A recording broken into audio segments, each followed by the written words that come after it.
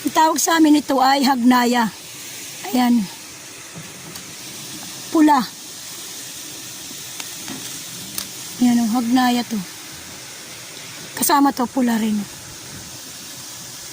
Ayan, hagnaya. Nagugulay ito para itong pako. Pag nagugulang yung dahon ito, yung gulang na yan. Katulad nito, pwede rin gulayin. Bali dahon na liwat kukuhain ito. Ayan.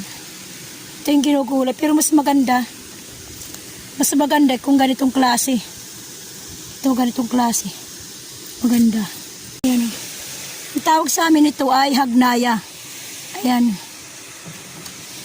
Pula. Ayan o, hagnaya to.